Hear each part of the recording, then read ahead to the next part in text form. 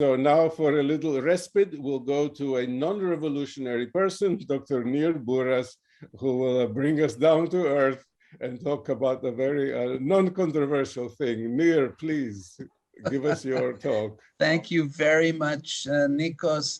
My name is Dr. Nir Buras, and I am the founder of the Classic Planning Institute.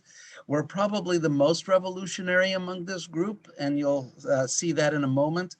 I do have a, I need to just tell you that I'm here because of this. When I was 10 years old, I remember stepping over the man door that's inside the main gate from the sandstone structure to see this. I was 10 years old and I realized it's going to take me a long time to figure this one out. But at the end now that I've heard Anne and I've heard Professor Roos and Nikos, I realized that design with nature, pardon me, is designed for the nature of humankind. I'm also here because of this book. In frustration with the planning process, at least in the United States, I just wrote a book here. Do this. This is stuff that has always worked. So we're going to talk about human well-being that requires urban beauty and urban beauty that requires authenticity. And it's a story that starts in the 1750s. I'm going to take it through today, show you the science that sort of binds it all together, the synthesis and our conclusion. So 1750 in India saw the recent construction of Jaipur, a beautiful, wonderful town based on all the principles you can say of Indian construction. Very scientific, if you know anything about it, hugely scientific, and also extremely open-minded. Look at the Palladian market. This is an Indian building clad in Palladian architecture, built originally in the 1720s. In Europe at the same time, there had been recognition that that design was supposed to produce a pleasing effect. And people asked at that time, is there another kind of aesthetic experience based on another principle that is equally impactful? Well, what's the opposite of pleasure? Pain. So an aesthetic experience based on pain and terror? Yes, it could be, at least they hypothesized. And they called it the sublime. The best example of it is horror movies, where you have your entire soul, self engaged, the intellect, the emotions, the senses engaged in terror and pain. But they also figured it out for architecture at the time. They said that sublime architecture, the architecture of pain and terror, would be immensely large, simple geometry, infinitely repeated, and no ornament. The Library by Boulez and a prison by Piranesi. So today we have architecture that is extremely large, simple geometry, infinitely repeated, and no ornament. This, ladies and gentlemen, is the architecture of pain and terror. We also have malignant growth of urban fabric. In Little Aarhus, Denmark, we had a population multiply sevenfold in the last century, but the area of the city grew by 20. Don't tell me that that's efficient or progressive. At the same time, we're seeing climate change, and the human responses to that climate change are very, very curious. I don't think the story is over. We have climate change, disruptions to democracy, and pandemics already. We are deep in the future, and there's more stuff coming down the pike, if you know your futurism. So before we ask, what does the world have to teach or show India, let's ask, what does India have to show the world? But before I answer that question, and that'll come sort of in the conclusion, let's discuss the science that binds it all together. I've been working with Nikos and Brillman and Richard Taylor on what happens in your brain when you walk down the street. We've been talking in our conversation, to be published soon, about multiple fractals, sequence of perception, the brain's beauty center, all taking us to conclusions regarding design of the built environment for neuroaesthetic fit. What we do know is that the landscape of our origin has multiple fractals in it. The clouds are fractal, mountains are fractal, rocks are fractal, trees, water, hills, plants. It's all fractal stuff, and it's multiple fractals. And that these fractals are processed in the first 50 to 100 milliseconds from the onset of visual stimulus. It's even before faces are recognized as faces without recognizing the person. So Nikos mentioned fractals. I'm just illustrating this for you to show you the different types of fractals out there in nature and in mathematics. But the interesting thing is that the proportions of the classical method, you've all heard of golden section. Well, that's not the whole story. As a matter of fact, it's very little of the story. There are a minimum of 5 proportional systems operating in any classical design of any culture. And they include, here you see the cyan is differentiation between the larger and the smaller. That's important as large and less important as small. And you also have punctuation, the tip of the leaf, the tip of the nose, the earlobe, the nail to the finger. All these things are punctuative. You also have additional proportional systems operating, but let's look at these two. They appear self-similar proportions at different scales. These are statistical fractals, just like in nature. Classical is multifractal. When the brain sees this, it is pleased. And this occurs equally in Indian architecture, Indian classical architecture. We've been building cities for 5,000 years. We have a really good idea of what to do with them. And if we do look at what we have in that beautiful basket of all the great work of humanity, before we decided we needed to forget it, the classical of all cultures and periods is a holistic method of designing the built environment. And it uses traditional architectural styles that were developed for the same purposes from the same principles around the world. It's all about human experience. And that's where we spend our tourist dollars. 1 in 7 people on the planet before COVID was going around wandering as a tourist annually. And they went to places that have just the right fractal mix.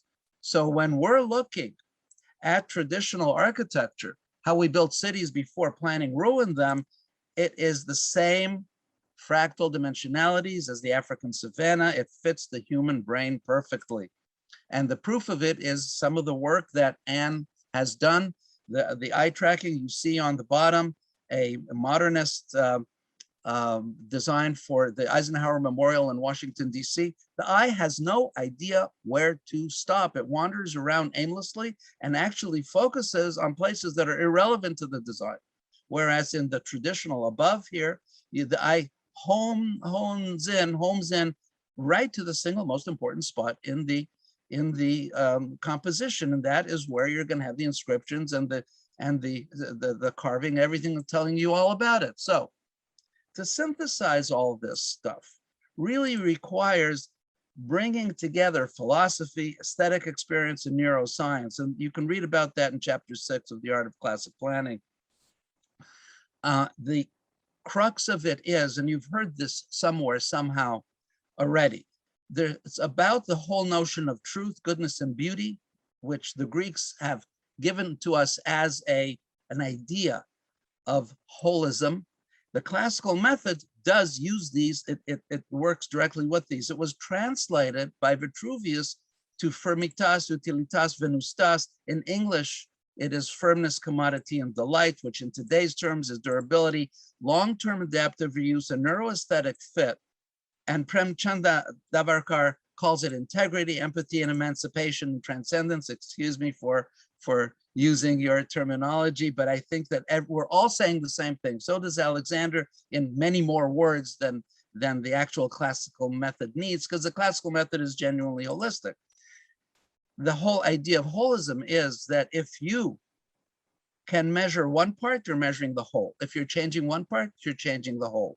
So if we have a beauty center in the brain that lights up when you have an experience, an aesthetic experience based on pleasure, it's also telling you something about the durability and utility of something. And then you can derive a conclusion regarding the appropriateness of it in your design. It's very easy. What we see in India, the traditional architecture of India, is fantastic. This is the classical method incarnate in a culture other than Western. And it's an example of it, and every single culture in the world has its own classical. The amount of science, the amount of knowledge, the amount of skill, the amount of know-how, technical know-how that's embedded in this stuff is unimaginable. And to throw all this out and call it old-fashioned is, you know, might as well burn up in global warming and call it a day. So the classical method synthesizes modern science with traditional knowledge. The neuroaesthetics, the biophilia meet up and help explain the validity and the value of Vastu Shastra, Feng Shui, Vitruvius, and all of this for human well-being in the built environment, which requires beauty, and beauty, which requires authenticity. There are no shortcuts in all this. The conclusion is that the conscious language of nature in the built environment is the classical method. We've had it all along. We've chosen to forget about it for whatever reason and discuss some of those. And authenticity is necessary in buildings for the best human experience. So when we design a new town in Baja California, Mexico, we want it to look like it's always been there. When we are planning a new part of Portland, Maine, we are using the local architecture like a skin graft on a wound, using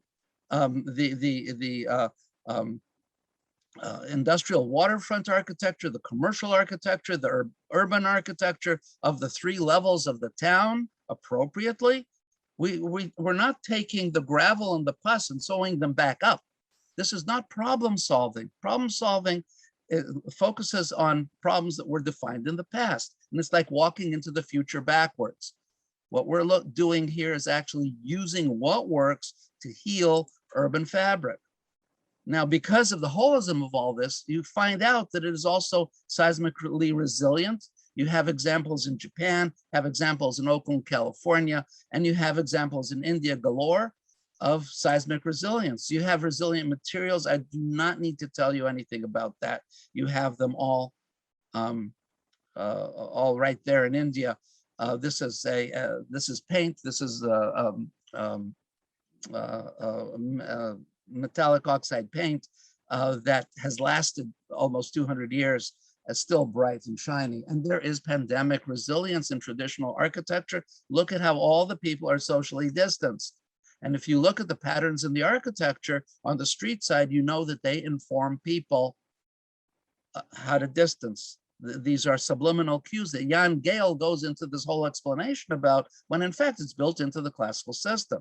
This is Santa Maria de la Salute, one of the 7 plague churches, plague redemption churches in Venice. So we need Indian tools for India. A humane alternative to the dystopias currently projected, reflecting the magic of place and creating legacy of beautiful places, driven by community aspiration, sustained by durable construction, providing the neuroaesthetic fit for the best biometrics, performance, perception, and 100-year plans that are more cost-effective than the short-term problem solving. We need holism that recognizes time, people, and place. So in China, you have so many of these kind of Chinese style accretions in the new urban modernist stuff that they have going there, more than anywhere else likely in the world.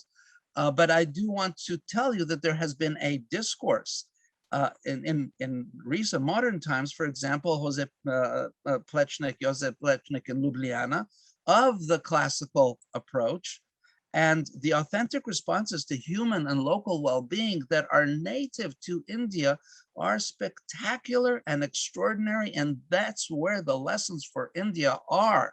You gotta know your own stuff before you start taking it down, ignoring it, or moving on. You have so many sophisticated, unbelievably appropriate, even considering global warming, places that should be inspirational, and you want to do what they do. There's even local expression in European buildings. The Europeans that came to India recognized that thoroughly. Don't throw this patrimony away. Look at it, study it, understand these different types of syntheses. They really hold up well over time. And even the charming, more or less, European expressions, the way local expression came into them is extraordinary. So values unique to classic planning are, number one, that architecture is central to urbanism. What it looks like is going to completely tell you what your experience is. Number two, it is genuinely holistic. This is not an analytical method. It is genuinely holistic. Number three, we haven't talked about this at all. It is all about working together with town and country and the rhythms of the one and the rhythms of the other, which are so different. In autonomous vehicles, they try to have the same rules for town and country, and they have accidents, people get killed. If they knew that they have to switch a setting from town to country, they would probably have fewer people dead. And then finally, that crafts are essential. India, of all the countries, probably still maintains some of the finest craftspersons there are in the building arts. And it could be that manual construction is essential for human society and planetary well-being. So we learned how we got here. We learned what science says. We know what to do. Now join the movement, buy the book, call on us, and make beautiful. Thank you very, very much.